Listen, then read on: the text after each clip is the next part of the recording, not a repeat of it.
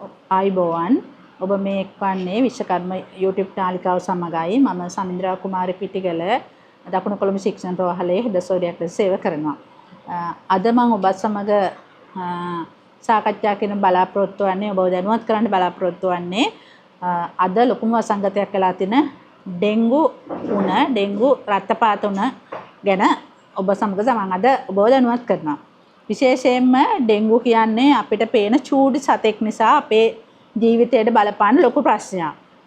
ඊජිප්ට්යි හා ඊජිප්ට් ඇල්බෝපික්ස් කියන මදුරුවන් දෙදෙනා නිසා විශේෂයෙන් මදුරුව චුට්ටක් අඳුර ගන්න පුළුවන්. අර අනික් මදුරුවා වගේ නෙවෙයි චුටි සුදු පාට ඇඟේ ඉරක් තියෙනවා.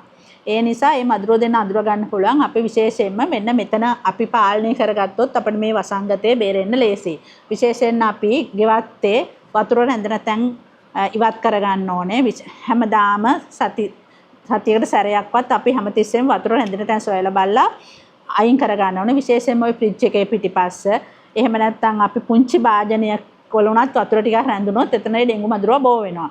ඩෙන්ගු මදුරුවා බෝ වුණාම මේ මදුරුවා බිත්තර දාලා කීටයක් හැදුනොත් ඒ කීටයා අවුරුද්දක් විතර වතුර නැතුවත් ඉඳලා ආයෙ වතුර දැම්මොත් ආයෙත් ඔහු සක්‍රිය වෙන මදුරුවෙක්. ඒක නිසා තමයි මේ භයානකකම තියෙන්නේ. වැස්සත් එක්ක වැස්ස වැහැලා පායපු ගමන් අවුව එනකොට මේ වසංගත තත්ත්වය විශේෂයෙන් පැතිලා යනවා. අද වෙනකොට ලංකාවේ ඩෙන්ගු රෝගීන් මේ වසරට 42000කට අධික ප්‍රමාණයක් වාර්තා වෙලා තියෙනවා. ඒ වාර්තාගත ප්‍රමාණය විතරයි. ඊට අමතරව මරණ 27ක් සිද්ධ වෙලා තියෙනවා. මේක භයානක තත්ත්වයක්. ඩෙන්ගු හැදුනහම මුලින්ම අපට එන්නේ දවස් 2-7ක් අතර තමයි අපේ මේ ඩෙන්ගු බීජවසන සමය වෙන්නේ. ඩෙන්ගු හැදුනහම තද උණක් තියෙනවා. තද හිස රදයක්, ඇස් යට වේදනාවක්, ඇඟපත පොල්ලකින් ගහලා වගේ අධික වේදනාවක් තියෙනවා. ඒ වගේම තමයි බඩේ කැක්කුමක් එන්න පුළුවන්. එහෙම නැත්නම් අපි ඩෙන්ගු සාමාන්‍ය තත්ත්වෙදී මම ඩෙන්ගු රත්පත් ගැන කතා කරන්නම්. මෙම ඩෙන්ගු තත්ත්වය හඳුනා ගන්න විශේෂයෙන්ම දවස් 2කට වැඩි උණ තියෙනවා නම් ඔබ අනිවාර්යයෙන්ම රුධිර පරීක්ෂණයක් එහෙම නැත්නම් ෆුල් බ්ලඩ් කවුන්ට් එකක් කරගන්න ඕනේ. මේ ෆුල් බ්ලඩ් කවුන්ට් එකේදී ප්ලේටලට් කවුන්ට් එක වැඩි මේ අඩු වෙනවා. ප්ලේටලට් කවුන්ට් එක අඩු වීමත් එක්ක එහෙම නැත්නම් අපිට ඩෙන්ගු ද කියලාම රුධිර පරීක්ෂණය කරගන්න පුළුවන්. ගොඩක් වෙලාවට මුලින්ම කරන්නේ අපි ෆුල් බ්ලඩ් කවුන්ට් එකක් තමයි. එහෙම කළා ප්ලේටලට් කවුන්ට් එක සෑහෙන අඩු නම් අපි වෛද්‍ය උපදෙස් මත රෝහල්ගත වෙන්න ඕනේ. ඩෙන්ගු තත්ත්වයේදී විශේෂයෙන්ම අපි වතුර වැඩිපුර පානය කරන්න ඕනේ. පළතුරු විස පානය කරන්න ඕනේ. ඩෙන්ගු හැදුනහම කිසිම විටක රතු පැහැති දියර වර්ග පානය කරන්න හොඳ නැහැ. කන්නත් හොඳ නැහැ. හේතුව අපි අර ඩෙන්ගු රක්තපාතයේ තත්ත්වයට මම කතා කරන්න. ඩෙන්ගු රක්තපාතය හැදුනහම විශේෂයෙන්ම අපේ මේ චූටි රතු පාට ලප වෙනවා මුළු ඇඟේම. තොල්වල ලේ යනවා. ඊට පස්සේ නාසයෙන් ලේ යනවා. මල පහ සමග කළු පාට, දුඹුරු පාට මල පහ යන්න පුළුවන්. වමන යන්න පුළුවන්. ඒ වෙනකොට අපි සෑහෙන රෝගී තත්ත්වයේ භයානක තත්ත්වයකට ගිහින් තියෙනවා. ඩෙන්ගු නිසා අපේ අක්මාව, වකුගඩු, මොළය මේ සියලුම ඉන්ද්‍රයන් රෝගී වෙනවා. එතකොට අපි සෑහෙන්න කියන්නේ ICU මට්ටමක ප්‍රතිකාර කරන මට්ටමට එතකොට යනවා. අද ගොඩක් අය මේ ඩෙන්ගු ගැන කල්පනා නොකර උණක් ගත්තාම නිකන් ගෙදර ඉන්නවා. දවස් 2කට වඩා වුණාම මේ දවස්වල අනිවාර්යයෙන්ම ෆුල් බ්ලඩ් කවුන්ට් එකක් බැලිය යුතුමයි. ඒ වගේම තමයි මේ සාමාන්‍යයෙන් වෛරසයක් ඇඟට ගිහිල්ලා රෝගයක් හැදුනහම වෙන රෝගවල අපිට ප්‍රතිදේහ නිපදවලා ඒ ප්‍රතිදේහ වලින් ආපහු ඒ රෝගේ වළක්වනවා. නමුත් ඩෙන්ගු කියන්නේ එහෙම එකක් නෙමෙයි. ඩෙන්ගු වර්ග 4ක් තියෙනවා. මේ ඩෙන්ගු වල කියන්නේ ඒ වෛරසය ආපහු આવොත් ඒක වර්ධනය වෙන්න අර කලින් මේ ප්‍රතිදේහ උදව් කරනවා. ඒක නිසා මේක භයානකයි. ඒ වගේම තමයි මේ ඩෙන්ගු සඳහා කිසිම තාම ප්‍රතිශක්තිකරණ බෙහෙතක් මුකුත්ම සොයාගෙන නැහැ.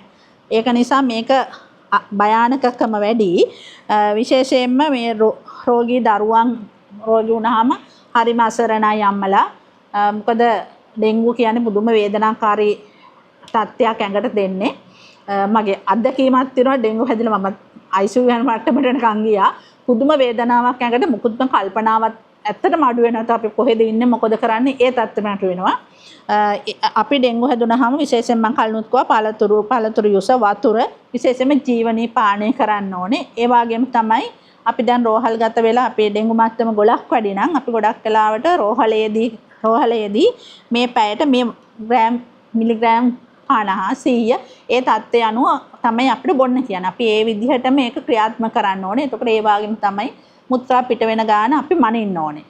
රෝගී වෙලා ගියම මේක මොකද්ද කියලා නම් අතාරින්න හොඳ නැහැ. අපි බොන වතුර පානට මුත්‍රා යනවද එහෙම නැත්නම් ඒ බලන්නේ අපේ වග්ගඩුවල ක්‍රියාකාරීත්වය අක්‍රිය වෙනවද හොඳින් තියෙනවද කියන බලන්න. මේවා අත්‍යවශ්‍යයි. අපි රෝගී වෙලා රෝහල්ගත වුණොත් වතුර බොන ප්‍රමාණය සහ මුත්‍රා පිට වෙන ප්‍රමාණය අපි නිවැරදිම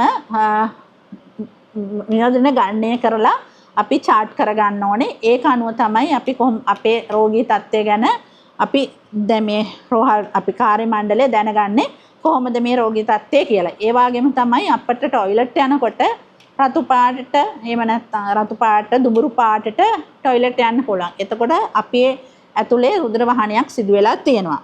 මෙම ඩෙන්ගු තත්ත්වය නිසා අද ඇත්තටම ගොඩාක් අය අසරණ වෙලා තියෙනවා. ඩෙන්ගු හැදුනහම මේක පාටම සතියෙන් දෙකෙන් හොඳ වෙලා අනිත් ඒවා වගේ ඉක්මනට වැඩට යන්න බෑ.